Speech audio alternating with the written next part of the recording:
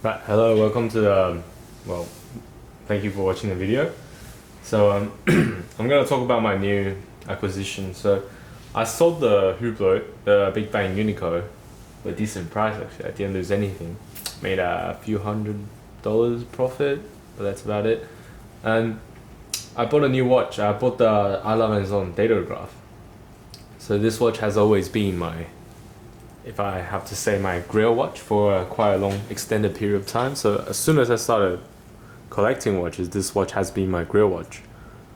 And I was originally looking at the platinum model, but the platinum model, first of all, the price was not too friendly for me, and also I can't find a decent one at the price I want, really. Like, first of all, the price, and second is the clasp, the weight, and also the fact that all my watches is in white metal. So I thought I should buy something for a change. So I bought the red gold version, which, even though it's red gold, it's actually not. It's more similar to 18 karat standard yellow gold, and it's not the color is not as like dark or warm as like what you would expect from like a rose gold, let's say. But yeah, this also means that, like, for example, under the sun, this watch look relatively stealth. So the watch is not really that, how do I say, it doesn't shine as much as I thought it will. So it's not a watch that stands out too much, which is what I like about this watch as well. First of all, I have a double jump date, and also have a chronograph.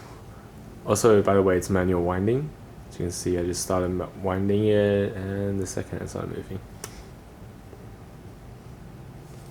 Oh, my chronograph is running. But it's a very nice chronograph. It's a flyback chronograph with a jumping minute function.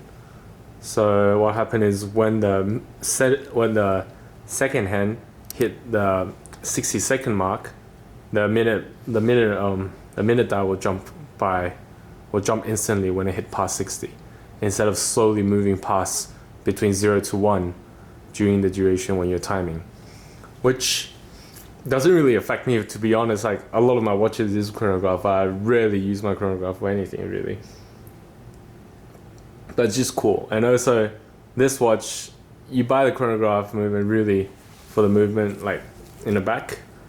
I would personally say this is one of the most beautiful, if not the most beautiful, movement out there.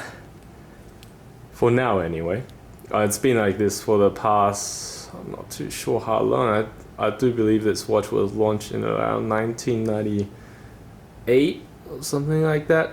Okay, so look at the minute dial, and yeah, you see that jump from 0 to 1, and that's what this chronograph is all about.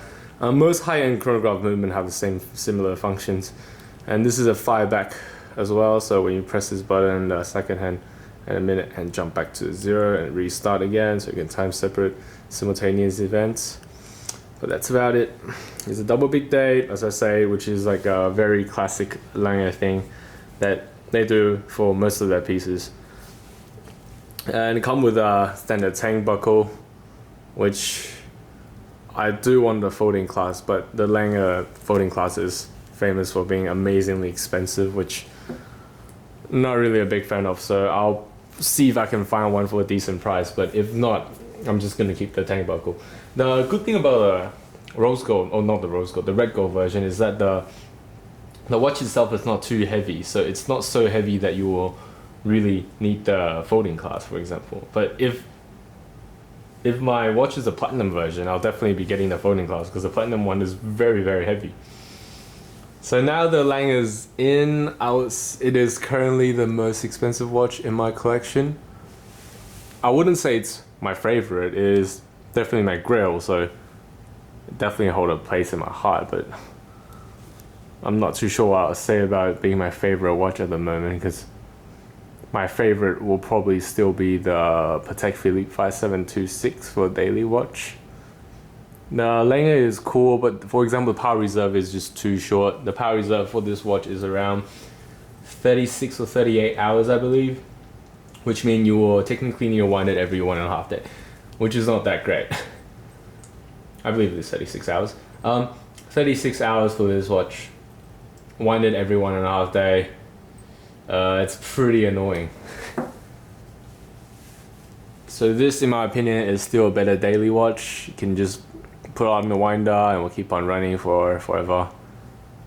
Annual calendar as well. Don't really need to do much about it. There's no chronograph on it, and the movement, to be honest, is not that well. It's well decorated, but it's not too much of a wow. It's a pretty standard Patek movement. As you can see here, that's my camera focus. Yep, there you go.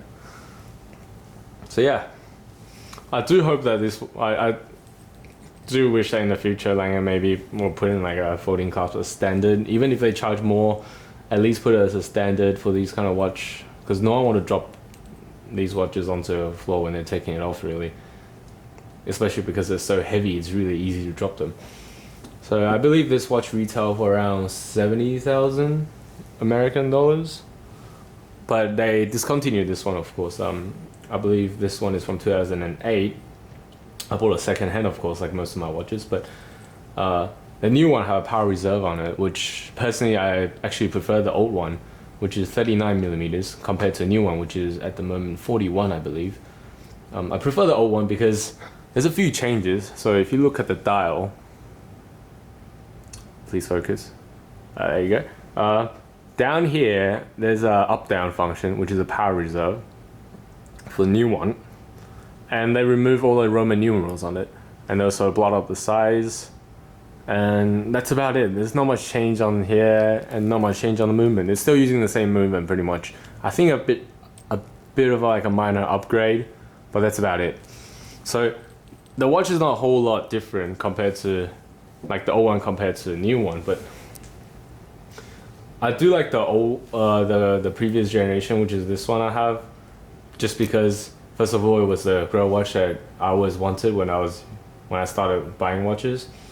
Well, I could never afford it back then, of course, but now I can afford it. This is what I like. I still like it very much, and also I prefer this style just because the Roman numeral and everything. People sometimes argue that this style is too crammed up, but I don't think so. I think it's pretty clean for what it is.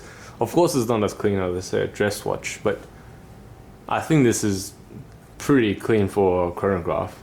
Unless you're comparing to Patek Philippe's one, but the Patek Philippe's one is different in a way. Like, I wouldn't say the Datograph is better than the Patek's chrono.